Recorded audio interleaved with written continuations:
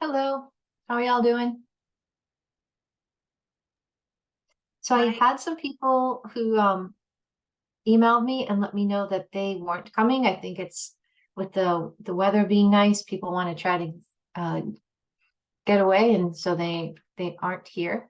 Um, I think our meeting today, one of the things I really wanted to focus on is trying to narrow down the five big ideas that we want to share with Cindy Warmington. So if you recall, Cindy came, she was great, wonderful listener, but also really wanted to roll up her sleeves and asked what the five big things from our committee would be. And so I just wanted to remind you of that and kind of have that in your mind as we go through the agenda. We don't have anyone from Let's Grow Kids here today. So we'll start with an icebreaker. And the icebreaker for today is, what is a food that reminds you of your childhood? And so I'll go first. I used to go to my grandmother's after school oh my gosh, all the way through probably fourth or fifth grade. And she would make the most delicious stew with dumplings that were just so good. And I've never had it like that since then, but I still think fondly of that. Um, Hi, Julie. How are you today? Hi, I'm good, thanks. How are you doing? Great. Good. Can you hear background noise? I have an air conditioner on in the room and it's noisy. No. Okay, good.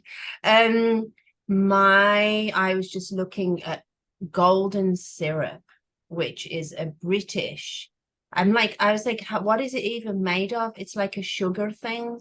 It's literally like melted boiled sugar, like a sugar syrup. Sometimes my mom used to make me sandwiches with butter and golden syrup and sugar on them, so you'd get the crunch from the sugar. Oh, that sounds so good.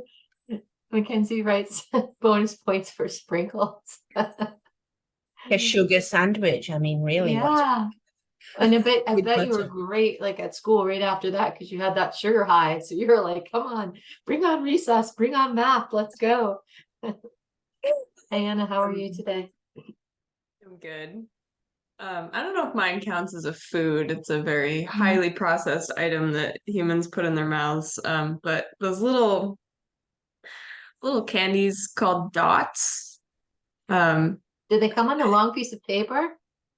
No? no, no, Oh, okay. they were harder than that. They were kind of they were cylindrical and sparkly, and they had Oh, different wow. flavors. Like the green one was lime.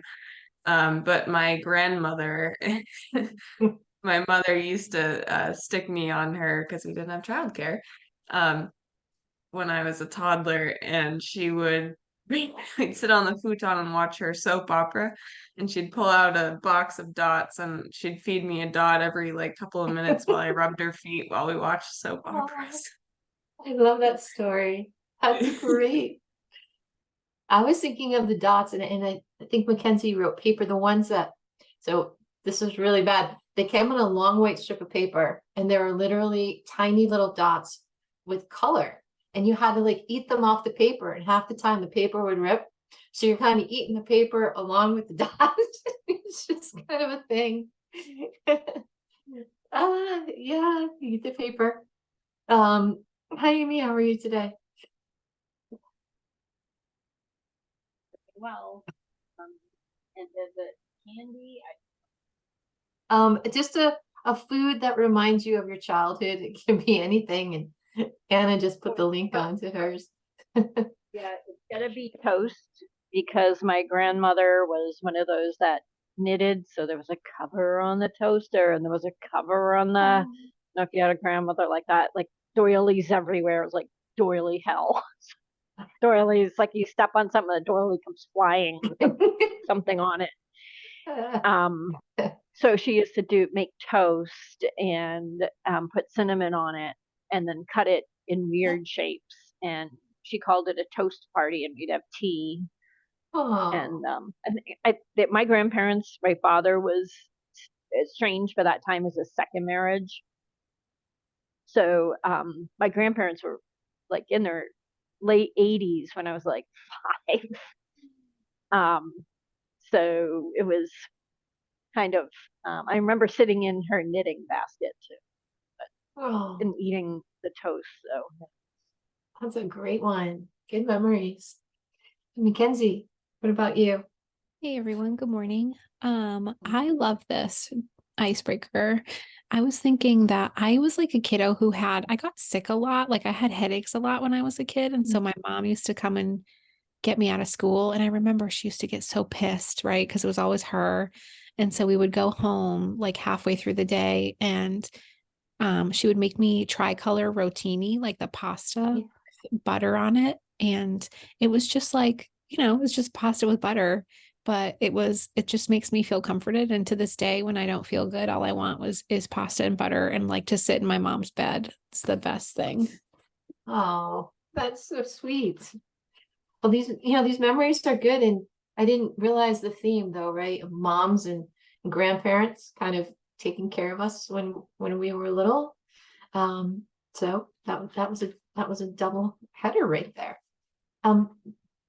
So I kind of started off the meeting brainstorming a bit about the big 5 ideas, and we talked about this with Cindy Warmington, and at the ELNH meeting this past week, my understanding and listening into the conversations was there's still some filtering that needs to be done in regard to these like 12 or 16 groups. What are the main themes that are folks in the field, those in the profession really want us to focus on, and as well as our parents and families want to focus on. So we'll talk a bit about that.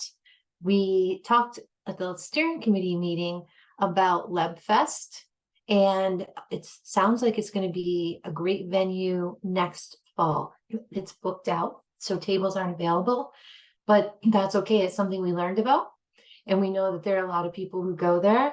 So that sounds like something that might be a doable thing with flyers that we can hand out, information. And LebFest is on the Lebanon Green, Colburn Park.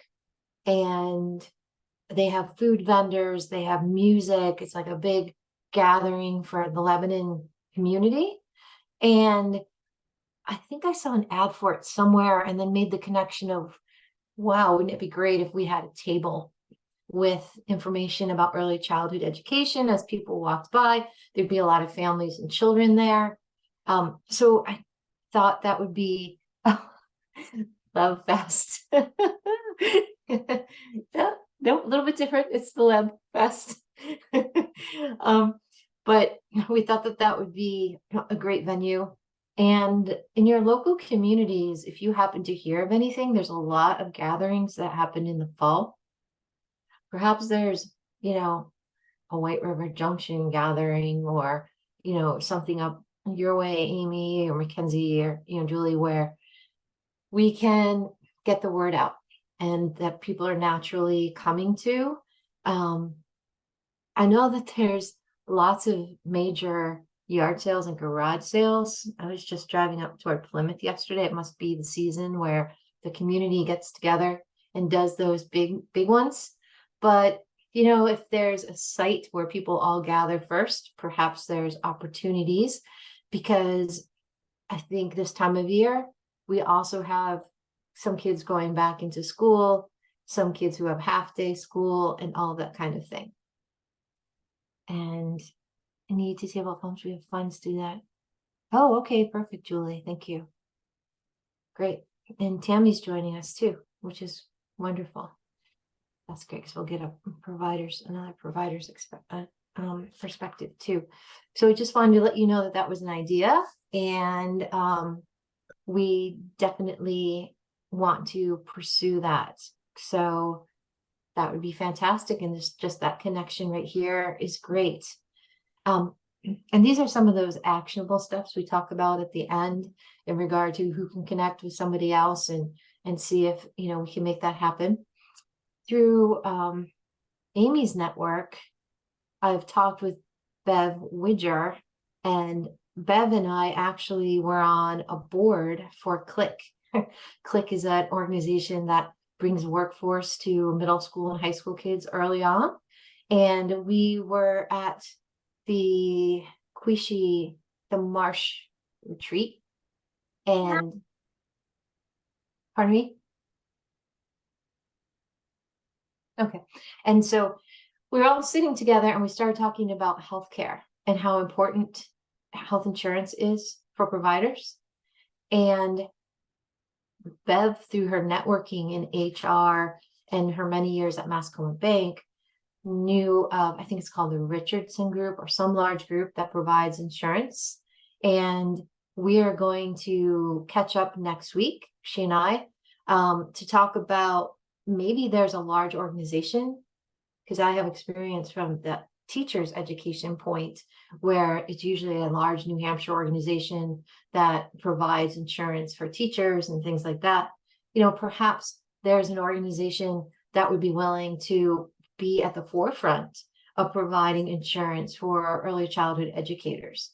So we're going to brainstorm a bit about that, because that's a piece of advocacy work that we've talked about. And it was a small world because it came up at the ELNH meeting too, health and dental insurance.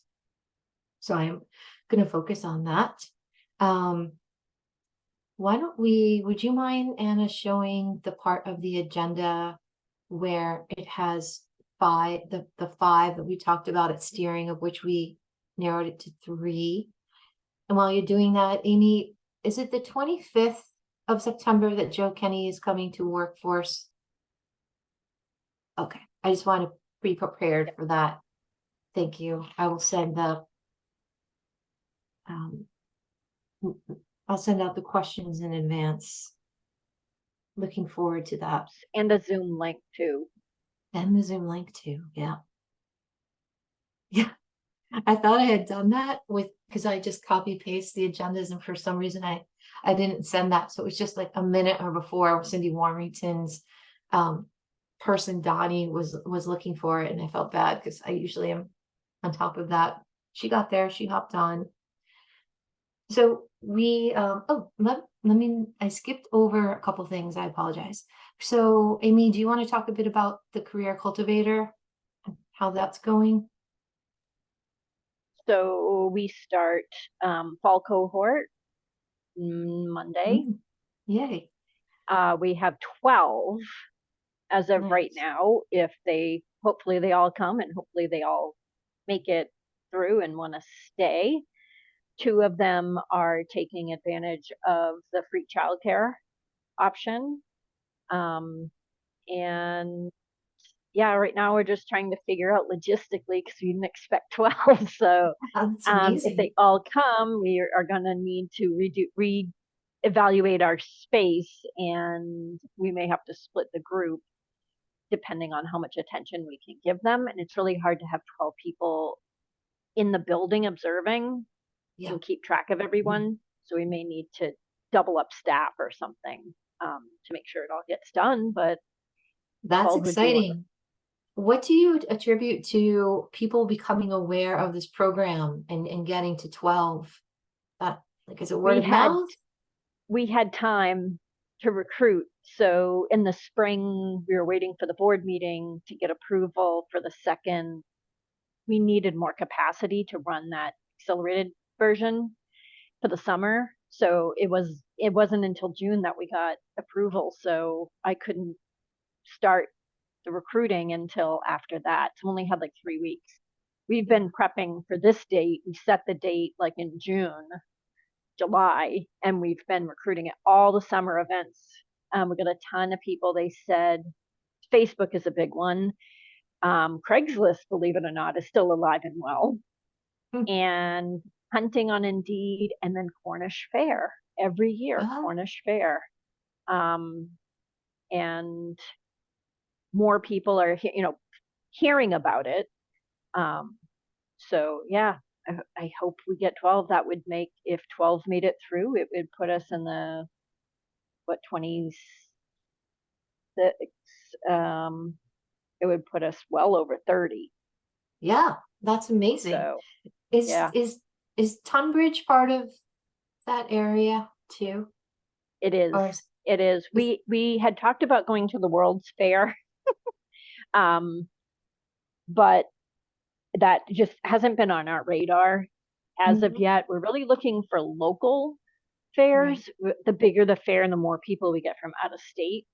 Mhm. Not that the World's Fair is a That big makes fair, sense. but it's Yeah. more touristy than it is a local, where apparently Cornish is more crafty, more like local crafts, more, it brings in locals. So yeah, we're That's hoping, wonderful. I have built a relationship with Aaron Tomlinson at Hartford for the CTE program, and Oh, we're gonna yeah, yeah. start. Sorry, I drew a Yeah, blank. we're He's gonna their use CIA person. Yep. we're gonna use their contacts to push out the information to, and also to hopefully be on the list of like tours for people that are interested in the field when the spring comes, Oh, wow. and to show up at all the high school events. That'll But be the one huge. thing we still coming across, and I'll talk to you, Joanne, offline, but is Mhm. this GED thing.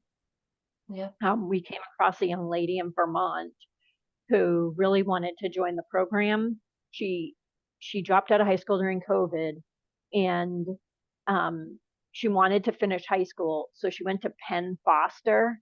She took out a student loan for $1,300. She's making like no money. She defaulted on the student loan, so she Yeah. can't continue the course to finish her GED.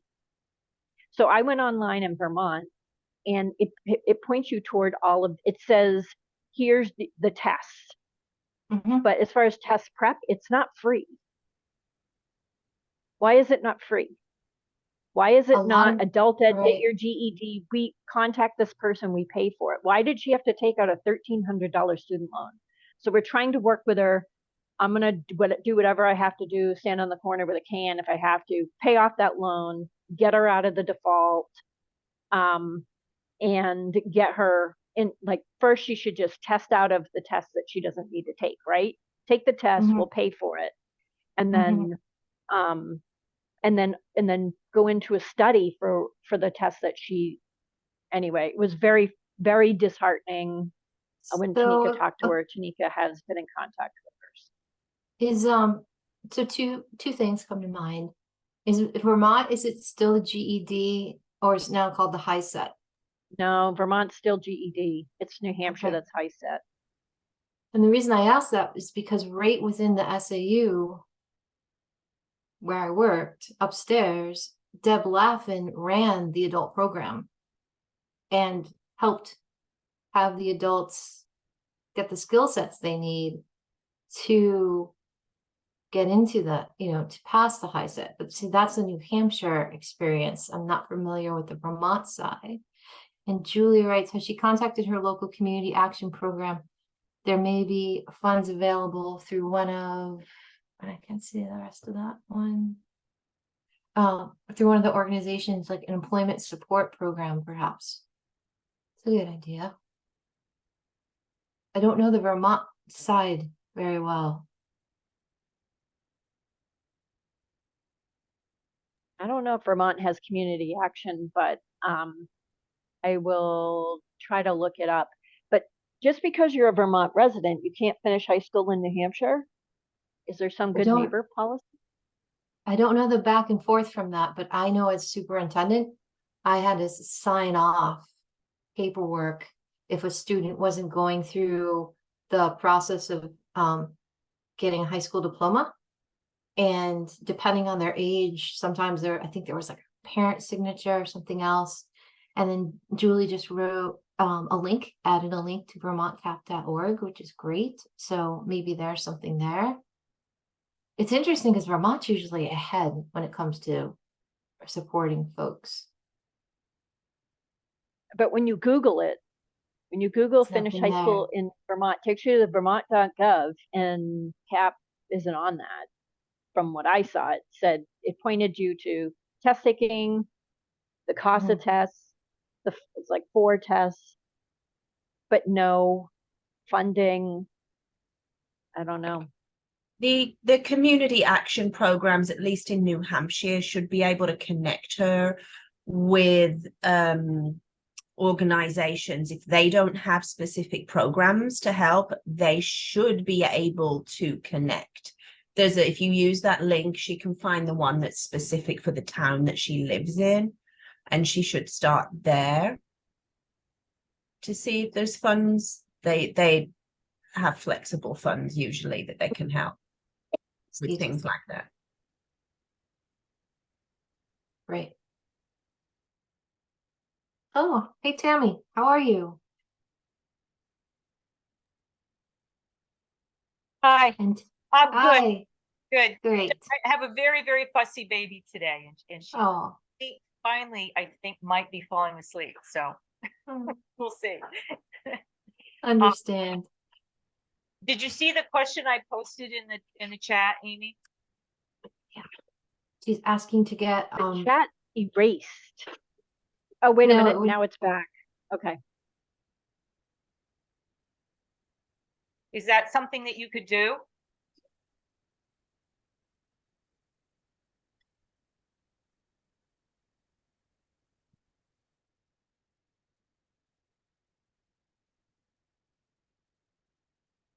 I don't see it. I'm sorry. says, can you speak about your career cultivator program with 2 networks of providers and speak to the temp pool you're forming and skills they will have leaving the program, etc. So the program, excuse me, originally the original version, the pilot version, we used foundations, and it was too much of a lift and time consuming, 45 hours. It brought the program way into the summer and it's not worth any credits. So it's really not a balanced use of their time for New Hampshire and Vermont. It really just pushed them into Vermont. So what we did was we have an MOU with NHTI, New Hampshire Technical College or whatever, Institute. I don't know if they still call it Institute. And they they'll receive the first 2 courses. So like a foundations course and the health, safety, and nutrition course for the summer program. For our, keep called summer, but our program is worth 6 credits, college credits. They're also in a pathway to the CDA. If they choose to move that way, we will support them either direction. They will have both fingerprints done for both states, all the fingerprints done. They have their health, safety, and nutrition, better kid care, or health and safety courses that they have to take, the orientation, licensing orientation, all those basic ones that they need in Vermont. They'll have a ton of over 60 hours of practicum time in the classroom, plus all of the other pieces we're building onto it to satisfy the foundations and the health, safety, and nutrition. The sub pool starts as soon as we get their criminal background checks back and their mentor and the trainer think they're ready to go out in the field and try some centers, which is about week 5, which leaves them about 5 weeks in the sub pool in our program. We don't pay them in the sub pool, the center does. The center's required to, and I say center because right now we're only opening this up to centers. We have to come up with a relationship with the Family Childcare Network to work out how this would work. And the center does an orientation, kind of understand the parameters around the point of why these people are going into the centers for experience, not to be used up and kind of treated poorly. We want them treated very well. Use it basically as an extended practicum experience. And they have to be paid $15, no less, no more, as part of that work. So we can't require the participants to do certain things, but we can require participating centers to do things as part of our membership. But with family childcare, we have yet to figure that out. But the sub pool is open to anybody in the 4 counties 2 counties in New Hampshire, 2 counties in Vermont. Any center-based programs that engage the ECEA. And they just have to do the subpool, and all of their stuff is loaded in VFIS. And then they can be hooked up to, they can be linked with 5 centers through that program, through the subpool automated program. We have more subs in the automated program than the whole group in Tennessee that is doing it. Our subpool has more. The rest of the state of Vermont has 1.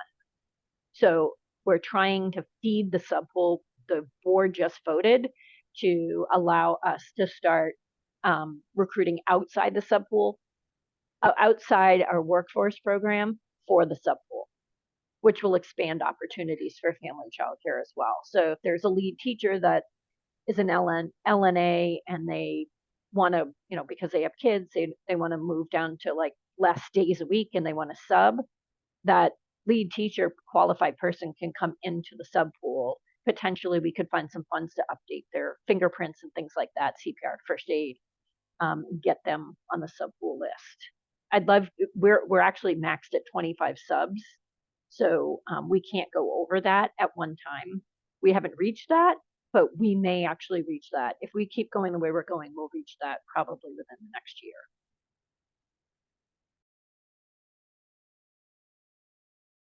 Okay, so if a center wanted to participate, do they reach out directly to you?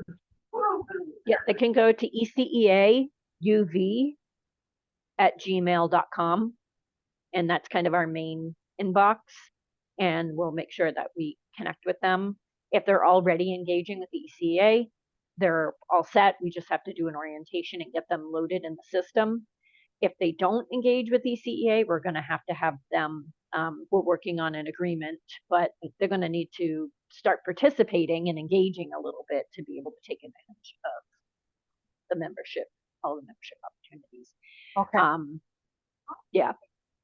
All right. Well, I've got several centers that are part of the networks that I belong to, and I just wanted to bring that information to them because I know that they're all looking for staffing and stuff. So it could help them in the long run to participate.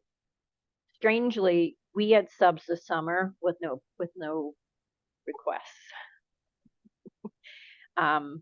We're not entirely sure why they're not using the subpool. It's a great way at least to plan time off. Right. Ahead of time, give your staff a break. So Okay. I think we've provided somewhere around we're closing in on 1,500 hours of subbing time to area centers. Great. Thank you. It would be great too if some of the centers would pay that $15 for the subs to come in and shadow a little bit. You work with so many children with so many different needs, and we know how valuable those folks are. Who, just as an example with Tammy with her little one today, if the subs could come in while the folks are still there, kind of learn what each little one needs.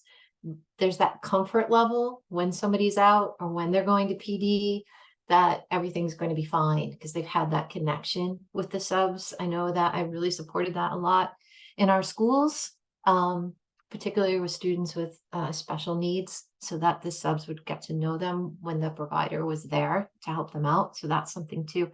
Why is it limited to 25? So apparently the state of Vermont bought so many slots is paying for so many slots from Childcare Matters to use their system. And so they've given us 25 slots to use. Okay. Eventually we're going to need to, started working with Henniker and that site. Hopefully we'll get the funding to go to Claremont, and then possibly we'll be working in COAS, and we could split the cost of a subpool, because right now we can only use it. It's only good for the ECEA's Upper Valley region because we are by state region, but Henniker will not be able to use that app. So we're going to have, and I believe from what I'm on, what K2 said is that the funding for the sub pool ends with Let's Grow Kids. Like it sunsets, the money sunsets somewhere around next year. So, and it's very expensive to do this. So I'd love to be able to help build other Yeah. hubs so that we can partner with the hubs and split the cost of the automated system. Yeah. Thank you. Any other questions for Amy? I'm glad that's going well. That's just amazing. And I love the fact that you're sharing the model with other places too. That must feel so good. Like, you were successful. Because when you started off in this venture, you weren't quite sure if it was going to get off the ground. So that's really great. Mackenzie, do you have updates for us from the Moms Rising perspective or anything else that you might be working on? Yeah, I'll just share that we've got a pretty full class of fellows for Upper Valley Fellowship, Oh, which you all have been helping to steer folks to us. So thank you very much. And we'll be announcing who those fellows are, I think, around the beginning of October. So stay tuned for more information there. And about the universal pre-K pilot, I know that I sent you all, some of you, an email, but I'd love to give you a little bit more information. I don't know everything about the bill, but just for others on the call, there was a piece of legislation last year that was retained in committee. So essentially goes back to the committee to get worked on or looked at further. And that happened to this universal pre-K pilot bill last session. It's HB 620, and I'll pop the link to the bill language in the chat right now. Moms Rising didn't really engage on this piece of legislation because I just wasn't ready to deal with it, frankly, from a me perspective and from a we are not ready perspective. So they have this bill is coming up in Finance Division 2 for a work session on Tuesday afternoon at 1:00 in Concord. And it's open to the public, but it's not a hearing. So there won't be feedback from the audience. But I did want to let you all know that I think this is something we should be paying to as we continue to move towards a system that works to deliver mixed delivery pre-K to New Hampshire. The bill sponsor of this bill is really loves the idea of universal pre-K and does feel strongly that like now or never, or rather now is the time, not now or never, but like now is the time. She feels that the momentum is there. And so anyways, the interesting thing about this legislation is that it would create an Office of Early Learning within the Department of Education to sort of house the pre-K ideas. And I can't be there in person on Tuesday afternoon, but I think that we should, or someone should be in the room to hear the discussion and to understand what the legislators' thinking is about the pre-K pilot in the office. And just some like high level thoughts that I have are creating this division of early learning I'm not opposed to the idea, but I think we just need to be really careful when we're with the governor right now and making sure that someone is leading that department in the division that we know is going to be an ally, not an ally for us, but working towards the same goals. And I realize I'm rambling today. My son is standing in the corner of my room. He's supposed to be homesick today, but instead he's standing in my room with a bagel in his hand. So I'm distracted. I apologize. Can you just go and I'll come back in a minute, Lucas? Thank you. Sorry, this is mom life, you all, which I know you all understand very well. Anyways, so pre-K pilot. So anyways, I think it's just very tricky. I think this is just very complicated and very tricky. The prime sponsor of that bill is Mary Heath. She's a fantastic legislator, and she's very well loved by the early learning community. And I think some of the inside baseball, if I can divulge for just a moment, is that the field is not ready, right? We are not here yet for this, but there's also momentum coming off of Senate Bill 237. And so it's just very tricky. We want to support this legislator who really feels strongly about universal pre-K, but so there's a balancing act that has to be done, and it's just a little bit complicated, and I don't know the right path forward, but I think that folks should be in the room to hear the discussion and to kind of come back to everyone and say, okay, this is what they're thinking.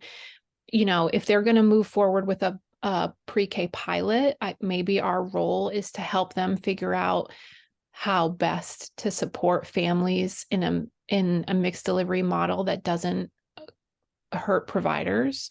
And so maybe that's where we can have input, is how they deliver this pilot program, and also what data they collect from the pilot program to help us inform a bigger policy for down the future. So I recognize that was like kind of a lot of me word vomiting on you, but just wanted to give you an update.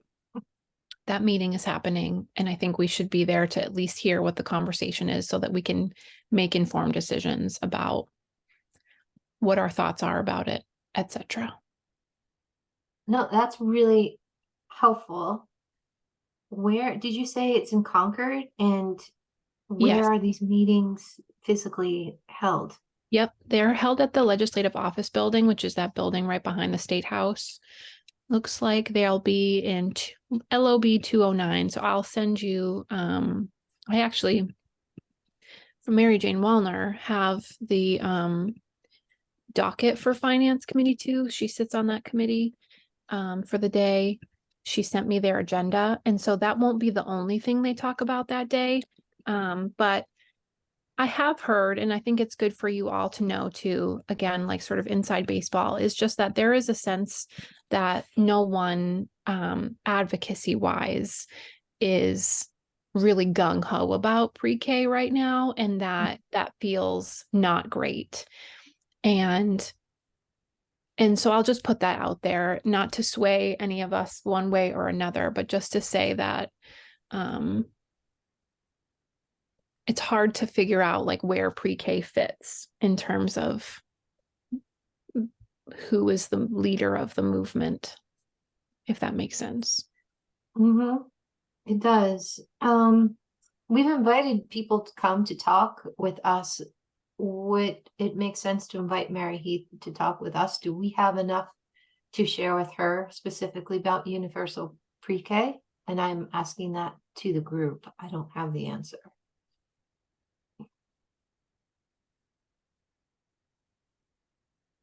I think one intricacy about Mary Heath's idea for this pilot program is that I think she should know that mixed delivery is going to look incredibly different in Manchester than it is in the Upper Valley. Right? And that families need different things, and that transportation is going to be a huge barrier in rural areas of New Hampshire. And mixed delivery doesn't work for parents when you know, UPK is from 9 to 11 in the mornings, and then there's no transportation for parents, or parents are expected to pick up, or what have you. But I do think Mary Heath has heard this narrative before. I just think, you know, she represents Mary Heath's district is Manchester, I believe, but I can pull it up really quick. It might not be the worst thing, you know, but I think the first step is like, maybe someone can be at this work session to sort of hear what the ideas are around it, and then we can maybe come back with more information. That makes sense. And Julie says that she should be able to go, which would be fantastic. Perfect. And Yeah, that would be great, Julie. Yeah, I know I it's think- something that has been raised to me as a potential idea, and I know there's lots of barriers. I mean, it's hard to think about this when we don't have full day kindergarten or kindergarten in every town. But did you say it was at 2, you think? It's at one, it starts at 1, and I don't know if I can attach a file to our chat. I'm trying to see right now. So I can. Oh, I can. Look at that. Can I? I can. Look at me go. It's Friday. Well done. Momming and attaching files at the same time. Amazing job. Yeah. Yep. So it'll be at 1 in the LOB, Julie, and you can see there their kind of list of things that they need to go through today. HB 620 is towards, if they go in numerical order, it'll be towards the end of their agenda for the day. Okay, I'm trying to download this and I'm having issues multitasking. Okay, let me look. Yeah, I think I can go. I can reschedule a couple of other things. I have to be back here by 4. I have a meeting at 4. I also have put this out to like some of our other folks who work, around the Concord area too. So it's not totally up to us to, you know, report back for the entire meeting. We've got some other folks there too. So if you can't be there the whole time, Julie, or they go long, we should have some other colleagues of ours in the room. I'm hopeful, at least. I wish it were me, but it can't be me, unfortunately.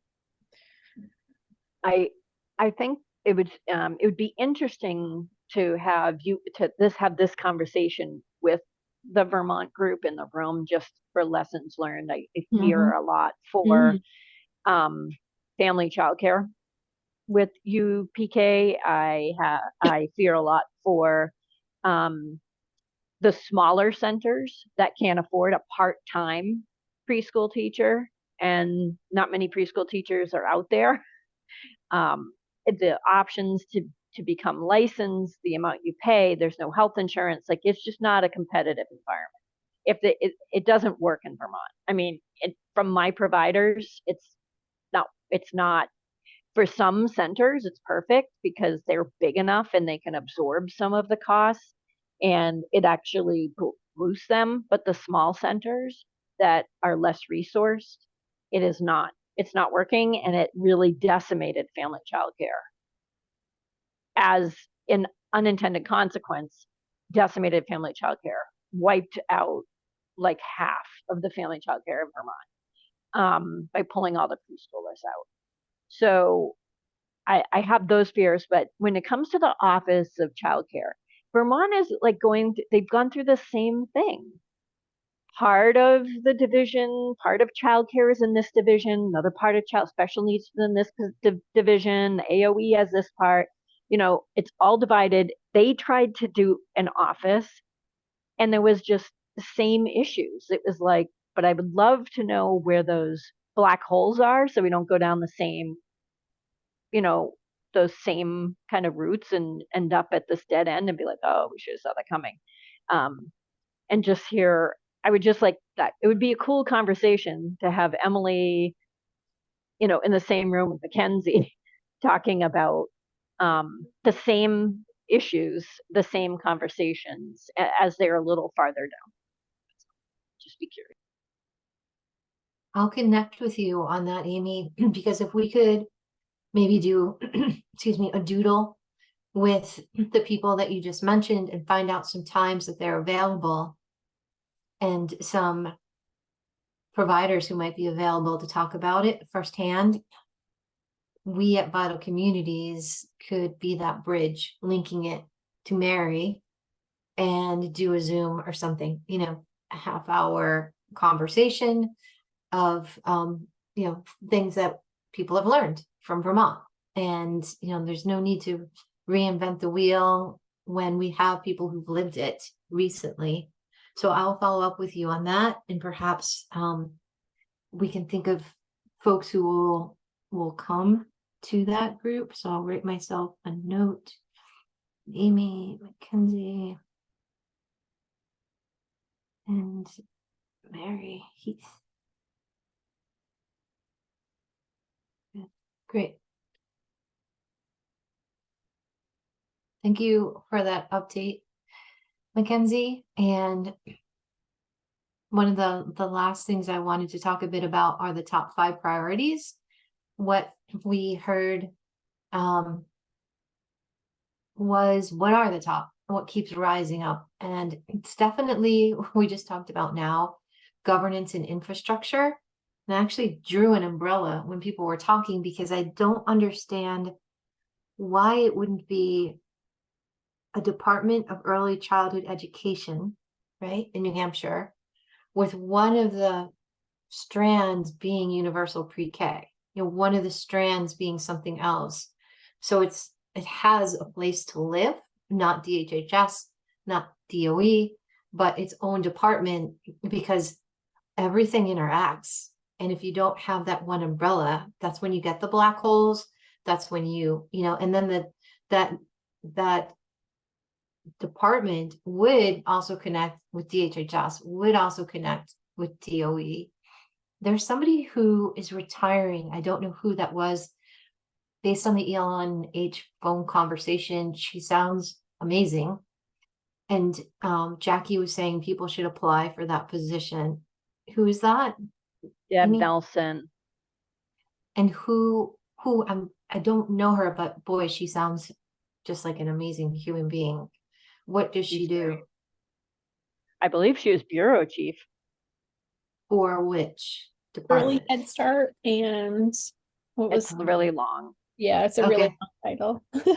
Collaboration, Head Start collaboration. And that's for the state of New Hampshire? That's Yes. okay. Sounds like that's going to be a loss. But what department did she work for? Under DHHS, under economic or whatever, housing and Mackenzie, what are all the words? Housing and Yeah, something. and economic stability. Yeah, Okay. Division So she's under the Bureau DHHS.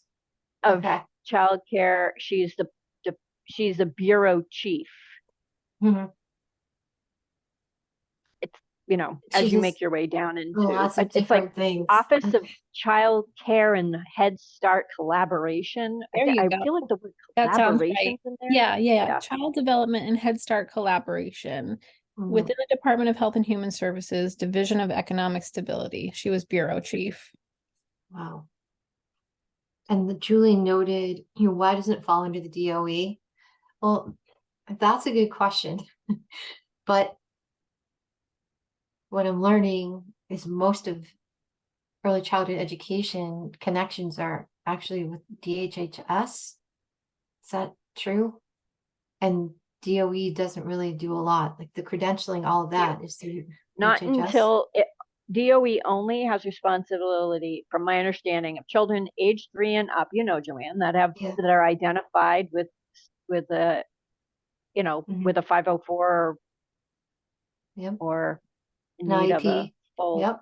IEP. Yeah. So and then there actually, yeah, that's it, because even the other support pieces come through, like PTAN, and those are DHH contracts. They're not Mhm. DOE contracts. And child That's care where it's interesting. also Yep. sits under DHHS, and Mhm. subsidies sits under DHHS. And And so summer there's camp. certifications, all of that. So unlike public schools or private school systems where if you're a teacher or administrator with a certification, you have to keep your hours, whatever, you go into the DOE website and you pay the fee and you go the legislation, like the big 306s that are being rewritten, that all falls under the DOE. What we've talked about for quite a while is New Hampshire needs some kind of structure that isn't just DHHS, that they need a lead department for ECE. And the conversation is, where would that live? Would it live under the DOE? Does it live on its own and communicate with the DOE and DHHS? But in order to have that spotlight and support, it's very messy. It seems as though that would make sense with somebody with that background to be able to guide and help and support, so people don't get lost in the maze of how to get from A to B and questions answered and the whole computer program system connections that doesn't work. Like there needs to be that think kind of lead. One of the things that I remember from one of the meetings I was in, when they were in Vermont, they were like arguing about, because they did restructure some of it, Tammy, I believe that some pieces got pulled out and put in different departments, but because they're really just mixed everywhere. And I know the Secretary of Education in Vermont, because he was my principal and I was teaching 3rd grade. And from his perspective, it was about saving money to absorb that, share costs, save money. And there's this, my alarm went off about this isn't just childcare is about families. It's about wraparound. It's very much about it's not just about educating the child. It is early care and education, and that includes wraparound services for families. We want families to be supported. We're talking about breastfeeding in the building. That is not, I don't know if the public school's ready to handle that. It's not only supporting breastfeeding, but promoting it and making bottles and supporting the needs of infants. And I don't know how the DOE would handle that. So that was my only hesitation, is DHHS does the care piece. That they're familiar with the care element of early childhood, and there would need there. It just is. It's one of those things that straddles both worlds. Okay, no, that makes sense. I just kind of wanted, as a newbie, wanted to get a better idea of where it might fall and what the rationale behind that was. And one of my concerns is DHHS is woefully underfunded and woefully understaffed. But yeah. Can I make a silly mom observation for just a minute and maybe expose myself as being a little snarky today? But about this question, I just wonder, like, the connection between DOE and childcare. Like, I often wonder if we've not allowed, I don't know if allowed is the right word. We tend to not want to invest, right, in the earliest years. And so I wonder often if childcare was connected to DOE in a bigger way, if it would mean that the state would need to invest a little bit more in early learning, and if they don't necessarily want the magnifying glass on the fact that they don't invest in early learning as much as they should. And then I think it would expose their, just like Julia, for example. I'm thinking about the woman who spoke at the Manchester listening session on childcare a few nights back, who said she very passionate speaker, and said, like, don't call us like babysitters, call us teachers, because that's what we are, because we're professionals. And I just often wonder if us not thinking about expanding into DOE, or just getting some more professional feel of the field, if it's doing us a disservice. Maybe that's not a complete thought and a little bit of a rant, but sometimes I wonder that the DOE feels a little more official. I think that's the theory. Yeah. I think that's what we, from my perspective, that's what I thought. I mean, I'm a former public school teacher. That's where I started, was in public education, and I thought that. But when I saw, and this is just Vermont, and this is again tales to be learned, but when Vermont started moving toward that direction, the Department of, or the Agency of Ed, was picking and choosing programs, and those maternal health programs and those things that had to do with like young children and families weren't the programs they were going to take on. Like, they disconnected those things. They still separated it. They wanted to take the education piece, but they started to leave behind some of, like, breastfeeding education and things like that. They didn't want to touch that. And I think that got scary. That got kind of scary. Tammy, you were part of that conversation. Yeah, I was just going to say that Vermont, I've been sitting on a task force, and it's actually to take and advance the profession of early childhood education, making it a recognized profession, that the people that work in that area are educators, and that is a profession. And we are just now, we're in I think it's year 4 now.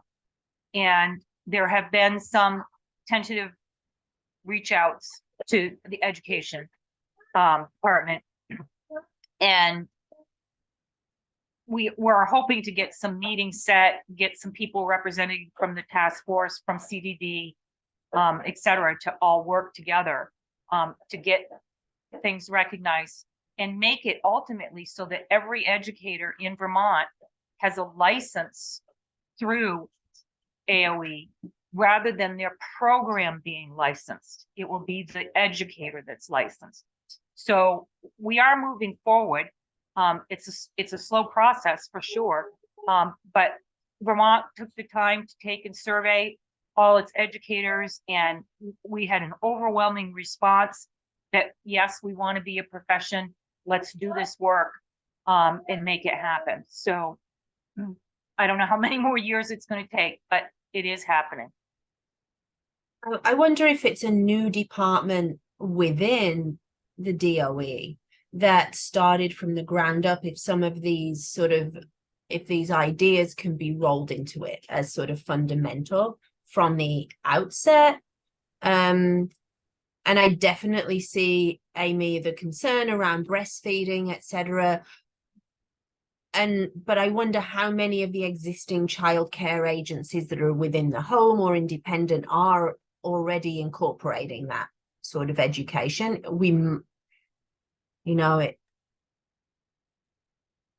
I don't know. I think as I mentioned, I met with the commissioner and we in New Hampshire of education, and you might have read that he's not running for governor, and that Frank Edelblut is going to finish out his time as commissioner, and I'm not quite sure when that ends. What often happens, as with Frank himself, when a governor comes in, they appoint a commissioner of education. And in New Hampshire, Frank doesn't have any background in education. He's a business person. But in meeting with him, he definitely has passions and visions. What I would like to propose is, instead of giving Cindy 5 things and sharing it that way, why doesn't our advocacy work go toward governance and infrastructure and developing, and we can do this on the Vermont and the New Hampshire side, a collective diagram that's clear as to what, and we can call it whatever we want, ECE leadership department, whatever it is, and all the things that would fall underneath it. Because not being in the field, all the things that we just mentioned from our own life experiences, our work experiences, a person who doesn't have that background is not going to be able to capture that. So they're going to create something, it's going to have a name, and people are going to go, and the person's going to get hired. They're going to try to do a good job, and everyone's going to be beating them up because they're not doing this and they're not doing that and they're not connecting with this, and if we could do it better. And I see when a person like Cindy says, give me something, with the folks that we have in this group, and I could kick it off by creating a diagram for our next meeting, and we could fill it in.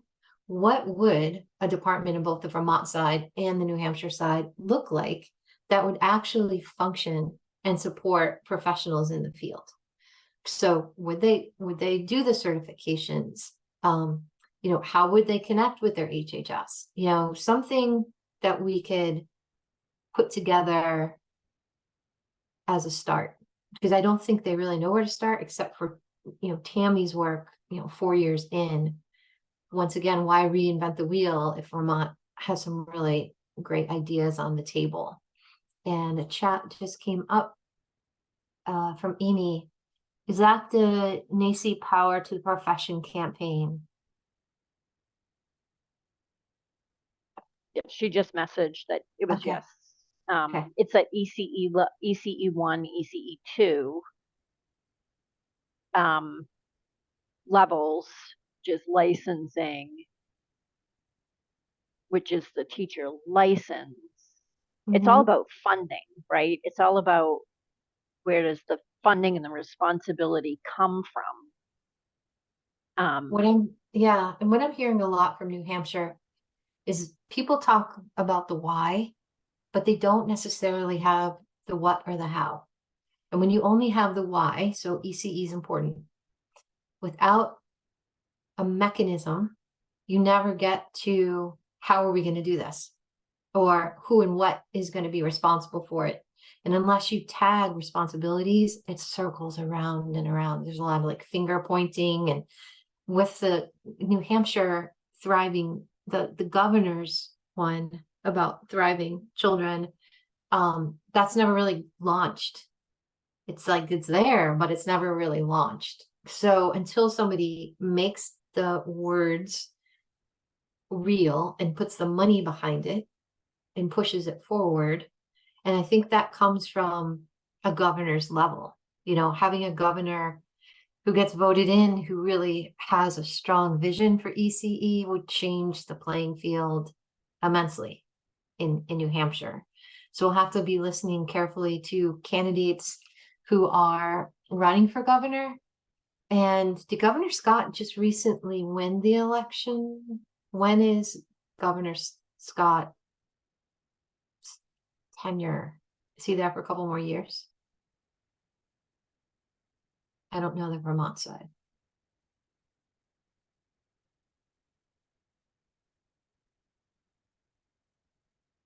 There's a bit of a competition like- between the two states. yeah, I feel like it's got to be coming 2 years. up.